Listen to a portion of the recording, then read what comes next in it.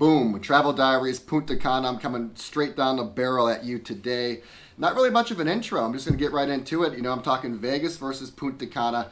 And comparing these two cities is illogical, demented and delusional, which means I'm just the guy to do it for you. Now, this really isn't going to be like a versus video, like either or, like it's binary, because I really think these two work in tandem. I think these two are very symbiotic and complementary of each other.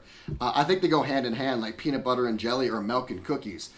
I've been in Punta Cana now for, I don't even know how many days. It's probably 15, 16 at this moment. And I've met a lot of people who watch my videos and they've said, we were pleasantly surprised when you went to Punta Cana. Or they said, we found you when you made your Punta Cana videos, but we love your Vegas content too. I think there's a lot of synergy. I think these two are a perfect fit. So I guess I'm going to kind of talk about their similarities today and also maybe how you fit them both into a routine. This is just my travel diary series. I get on here and I give a monologue, just kind of like my personal vlog. If you're looking for like my full-blown experience videos of anything I talk about, check out my channel or check out my description below. So, these two are very similar. They're very, very similar. I'd say both are like the preeminent and respective hotspots in their region. I used to think that like LA was the big hotspot and Miami was the big hotspot, and they are. Don't get me wrong. People from SoCal or SoFlo, chill out.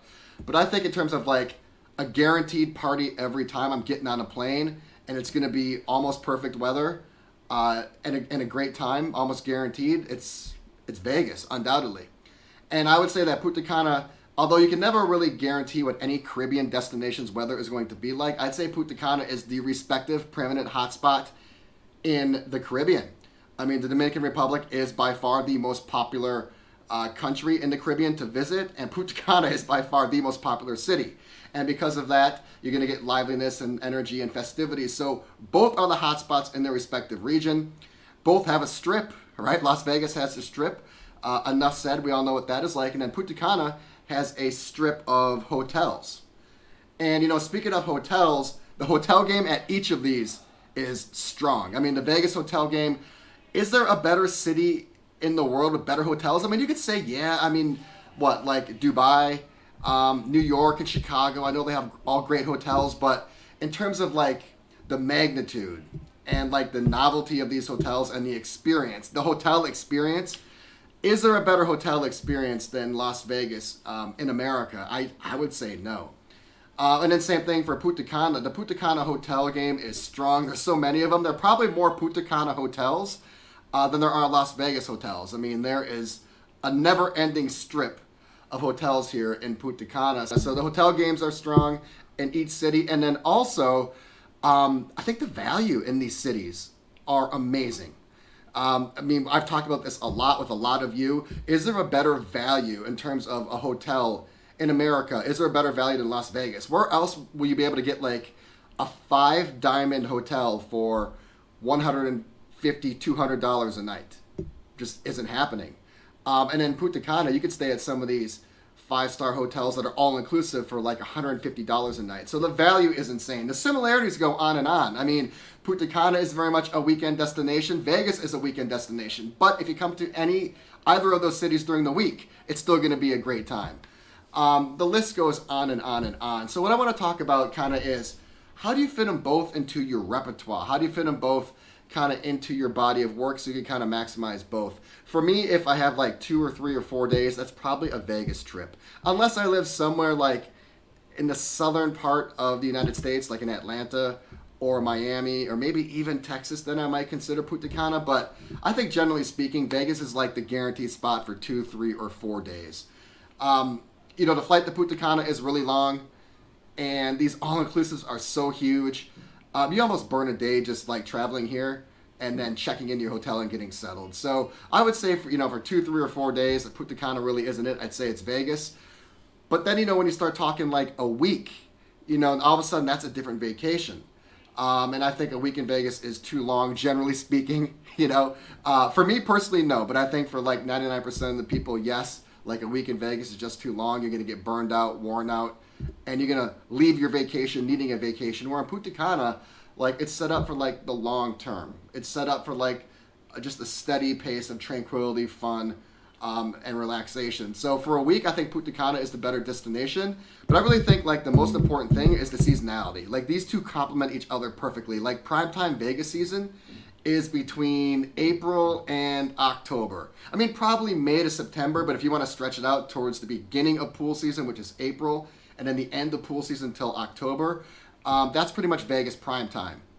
And then when it gets too cold to be in Vegas, that's Punta Cana's peak season. Punta Cana's peak season starts around the end of October, but officially November, and then it goes until April. So they complement each other very well. If it's the rainy season in Punta Cana, then that means it's Vegas time. And then if it's too cold in Vegas or it's the off-season Vegas, it's the on-season in Punta Cana. So it really doesn't have to be like dichotomous. It really just doesn't have to be split. I think these two work in tandem. And I think because they have like so much in common and because they attract the same type of demographic, I think that they should really be utilized hand in hand. So for me, if I had a couple weeks of vacation, I would probably do 1 full week in Punta Cana. And then I would probably do like 2 separate trips to Vegas throughout the year. And that's how I would do it. And that way you're not getting burned out. Like, I am so surprised that a lot of you you're all about Vegas and only Vegas. And I think that really speaks to your passion about the city, and I think it speaks to how amazing Vegas is. Like, if Vegas is the only city that you want to go to forever, that's the only city that captures your attention, it must be marvelous, right? It must be just really magical and alluring. However, I think moderation is important. I mean, it's weird because I'm the source saying that, right? Like, I really sometimes struggle with moderation. I tend to do like a lot of extreme stuff. But I think moderation is important in order to keep you coming back and to keep the experiences fresh.